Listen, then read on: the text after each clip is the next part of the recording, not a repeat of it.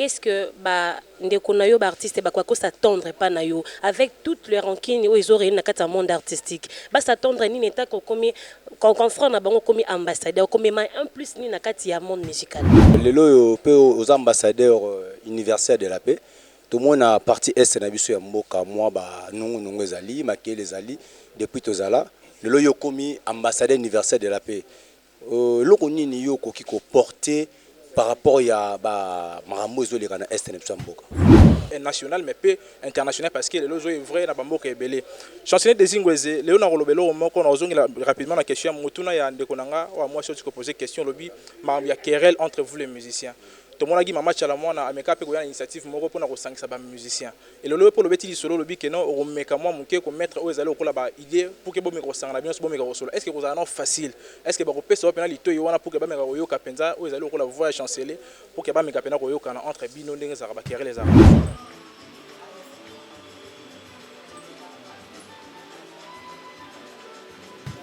Ambassadeur. Donc il faut payer ça bandego na opé batoli. On paie ça d'abord message pas ya Jubé et pas ya Kofi et pas ya Fabrigas et pas Nani Subolobaki et pas ya Bina Filet Ferré Fali ndé bozo la émission na biso bino tout ba comme on a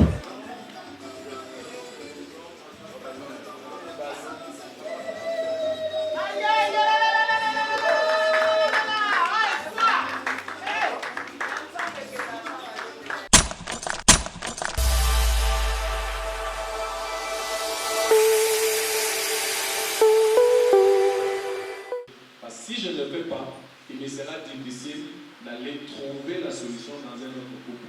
Donc nous avons d'abord commencé par nous-mêmes. Un assemblage des meilleures personnalités. Voilà notre drapeau. Notre drapeau est là. Et ce drapeau, je crois que ça sera dit dans les communiqués, je peux le dire. Ce drapeau est censé flotter dans la résidence. C'est un cas que moi j'ai connu. Ma barrière était ouverte. C'était vers 20h passées. Le militaire était en train de faire des patrouilles comme ils le font toujours. Il y a un garçon qui revenait, je ne sais pas d'où, il a vu les militaires. Au lieu que les militaires soient, les policiers soient une sécurité, ils se sont transformés en insécurité. Ils ont commencé à poursuivre ces garçons. Heureusement pour lui, il est entré dans la parcelle. Direct, non seulement dans la parcelle, il entre dans la maison. La maison était même, la porte était ouverte. Et je vois quelqu'un qui est directement en train de... Je me dis, qu'est-ce qui se passe? Les temps que j'ouvre les yeux, ce sont les militaires qui entrent, les policiers qui entrent dans la maison. Alors, ce que j'ai aimé, eux-mêmes, bien qu'on dit qu'ils ne savent pas lire parce qu'ils sont instruits, ils savent qu'il existe un réseau comme ça. Quand ils ont vu ça directement,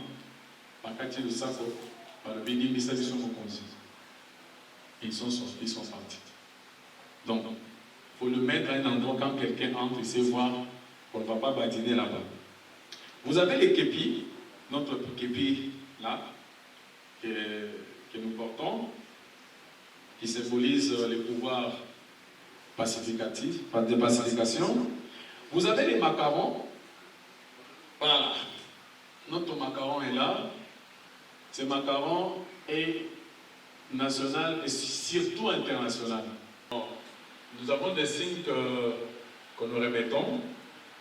C'est un insigne international représentant les Nations Unies pour l'idéal de la paix.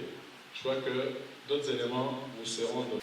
Premièrement, vous serez considéré comme un officiel, comme un diplomate international, comme je l'ai dit.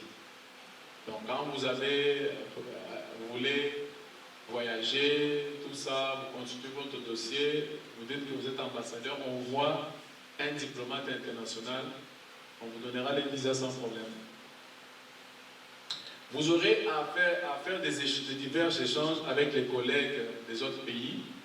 Comme je vous ai dit que c'est un réseau universel, donc dès que vous arrivez au Canada, aux États-Unis, vous aurez d'autres collègues qui sont là-bas. Une fois que vous les dites, ils vont vous faciliter certaines choses, vous prendre à l'aéroport, vous faciliter les logements, ainsi de suite. Donc ça vous donne la possibilité d'entrer en contact avec d'autres ambassadeurs universels de la paix, que ce soit dans les pays, dans les régions, même en province. Vous êtes dans n'importe quelle province, n'hésitez pas. Donc je disais, vous avez les facilitations dans les traitements de votre dossier pour les demandes de visa. Vous avez une crédibilisation permanente au niveau international. Vous devez respecter les caractères apolitiques du réseau. Je vous ai dit que ce n'est pas un réseau, et ce n'est pas une partie politique, un parti politique. On n'est ni contre ni pour un candidat. Non, ici on ne parle pas de politique. Tel qu'on est là, chacun a sa couleur politique. Quand on est ici, la seule chose qui nous unit, c'est la culture de la paix, ou soit le développement ou bien les actions sociales. Vous savez, la paix définit comme les rapports des personnes qui vivent sans conflit. Or, ce que vous devez savoir est que, au travers de nos oreilles, tous les jours, nous sommes en train de sentir que les pays, le monde entier est menacé par des troubles, est menacé par des violations. Et nous prenons l'exemple de notre pays qui est sous l'agression rwandaise, comme vous pouvez le dire. Et la notion de la paix est si tellement importante parce que nous avons parlé de la paix. On parle de la paix, on parle du social, on parle du développement. On ne peut jamais parler du développement sans passer par la paix.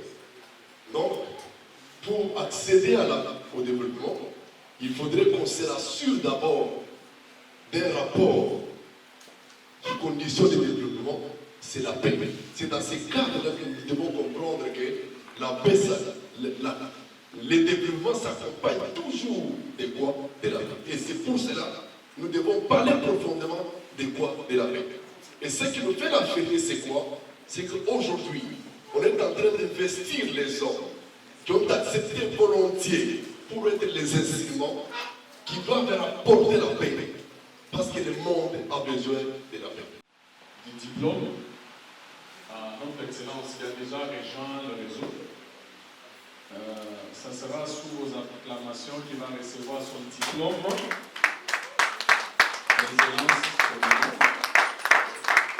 Et son épouse va recevoir sa carte en tant qu'épouse d'un ambassadeur universel de la paix. Voilà. Merci. C'est comme si vous êtes fatigué avec les applaudissements. Voilà. Excellence, prenez votre diplôme. Voilà. Pour une bonne photo.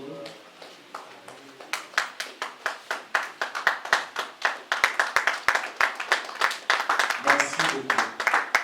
Au rang d'ambassadeur universel de la paix,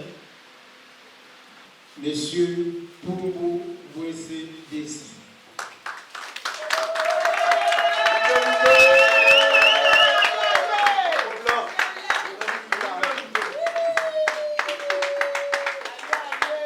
Monsieur Mokwabili Yemine Franklin.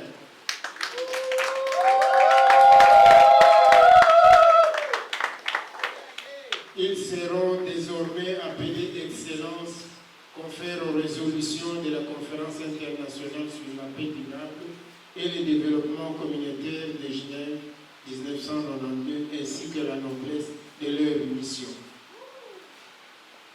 Fait à Brazzaville, siège international tournant du réseau des ambassadeurs universels de la paix, le 4 mai 2023, Excellence Damas Batakila, grand cordon des ambassadeurs universels de la paix et diplomate international de paix.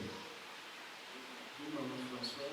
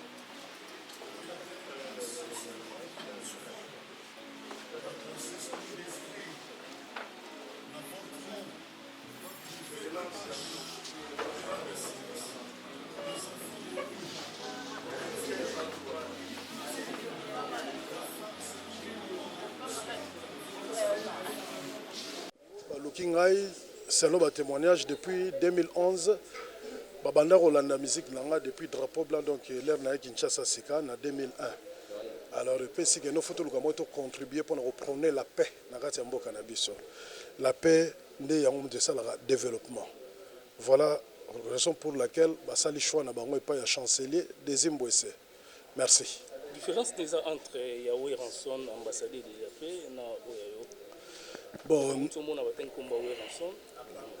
ndeko nanga Ranson azali ambassadeur de la paix au bapesaki pouvoir par l'UNESCO pour na koluka moya ko encadrer la jeunesse. Alors ngai siko nazali excellence ambassadeur universel de la paix. Naza ko exercer ngana kata RDC naza kata ko exercer pour na monde entier. En ce jour, nazali lokola dignitaire diplomatique, nazali politicien te, je détermine bien dignitaire diplomatique. Cela veut dire que le président de la République azali corps diplomatique, ba ambassadeur bazali ba corps diplomatique, ba ministre batumususu moi et belé bazali ba corps diplomatique. Donc nazali dignitaire diplomatique. Na kati ya réseau oyo bazo senga na biso to tia lolendo te meto lukande moyen ya ko créer ba idée na ba inspiration oyo ko ramener la paix à travers le monde. Biso tout l'air toyoka na est ya Congo kuna bazo violer ba mama ba botaka biso. Et ça la biso souci, ça la biso passe na mitema.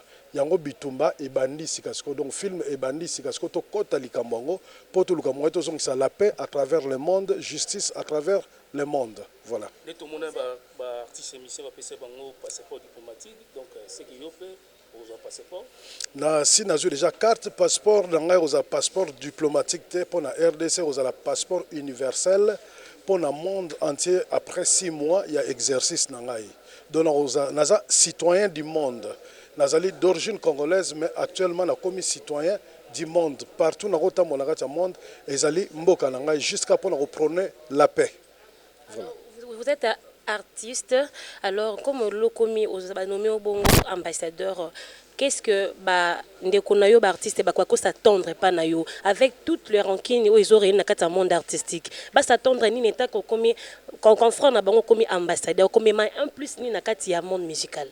Justement avant que que nazala nommé ou alors ba benganga il est pour que ba pesanga pouvoir et ambassadeur international de la paix.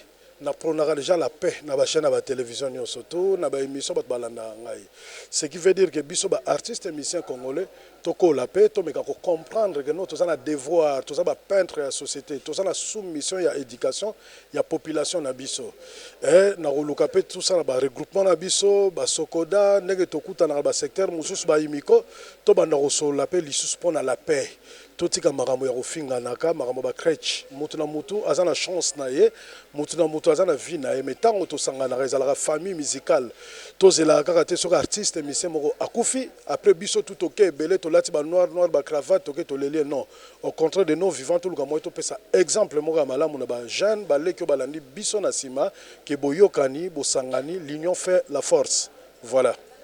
Chancel de Zimbose, lelo pe aux ambassadeurs universels de la paix. Tout le monde a parti est na biso ya mboka moi ba nungu ezali makele ezali depuis tozala lelo yo komi ambassadeur universel de la paix. Loko nini yo koki ko porter par rapport ya ba marambo ezoleka na est na biso mboka. Déjà, na ba propre frère nanga, si je ne me trompe pas l'année passée, na kende déjà reçu la visite.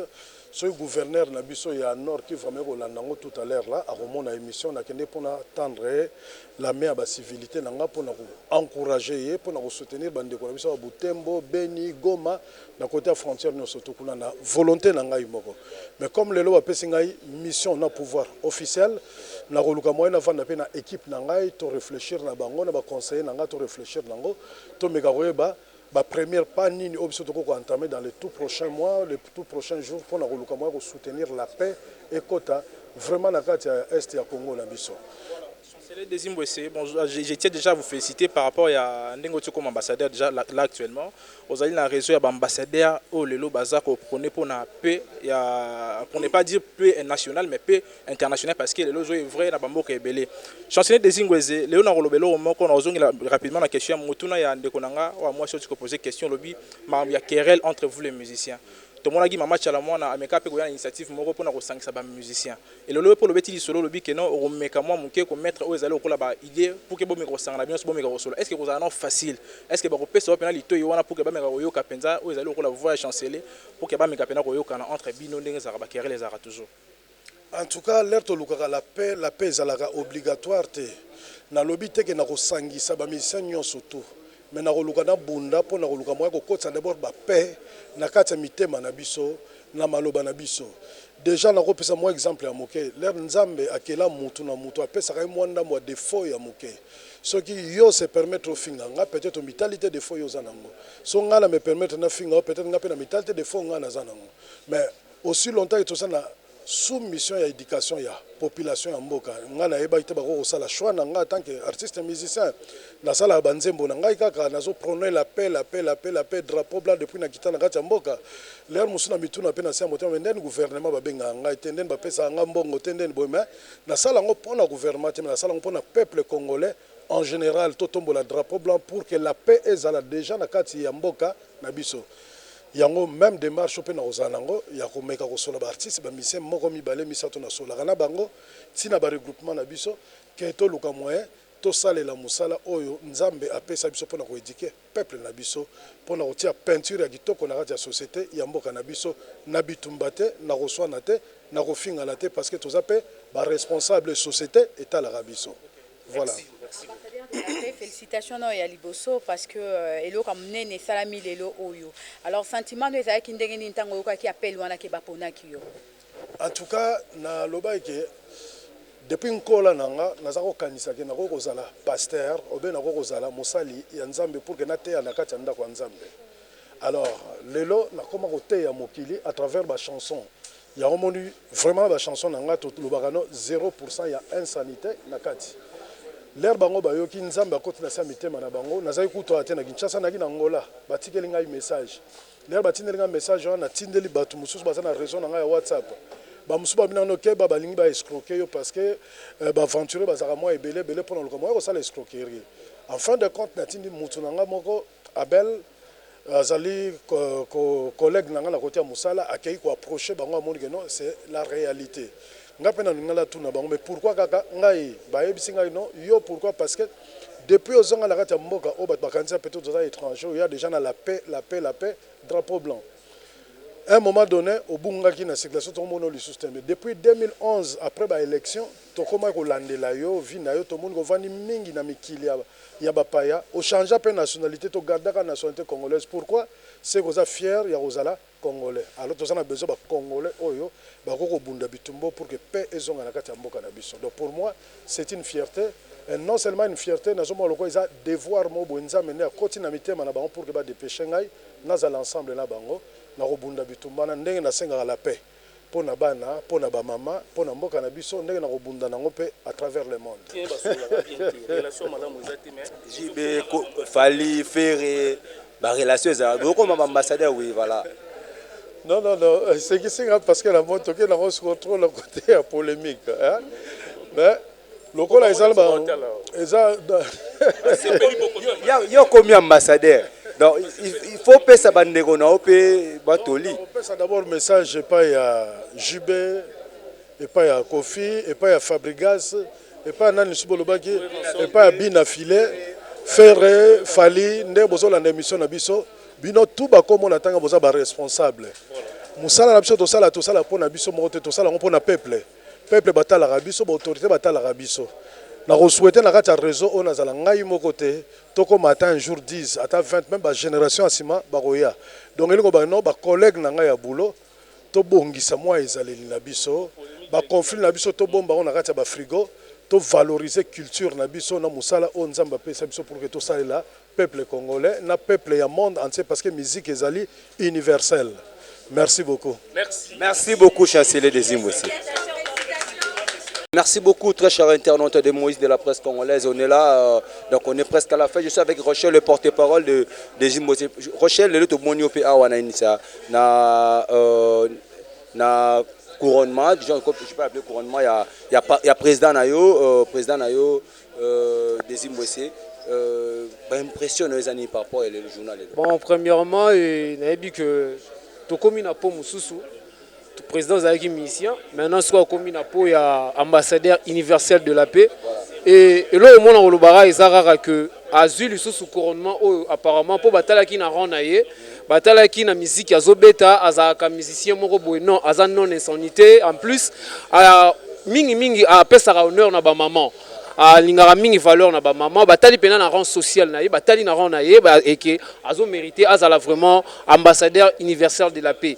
Et fait o ezarara ya bisoté ya planète élégance to pesi yango na ba musicien nyonso ya Congo République démocratique du Congo. Vraiment bien na président na ngai bienvenue na monde oyo et Rochelle yo peut nous avoir no monde à polémique parce que président na comme ambassadeur universel yo nous a pona yebi so le na TV oza makasi ya ko cracher ça yo no abo changer déjà boyebi Rochelle a changé pour na comment na ngo boyebi vraiment Rochelle père Yabana donc ma moyen à sous-souter vraiment merci venant Moïse mais le monde le bagara que tous fêter oyo na ba musicien nyonso ya Congo to pesi bino bena fête oyo merci pour na nouveau ambassadeur universel de la paix honorable chancelier Désir Mbwese merci Nabino merci. Voilà, merci beaucoup très chers internautes. Merci, on est arrivé presque à la fin de notre speech d'aujourd'hui. C'était moi, votre homme, le serviteur, Moïse de la presse congolaise, autrement appelé le bâton de Moïse de la réserve de la presse congolaise, le créateur des idoles, l'homme qui a créé les hommes, c'est son image. Papa Nzambala, je suis là devant vous. Merci également à vous tous qui étaient là. Quant à moi, je vous dis ciao là, à la prochaine. Merci.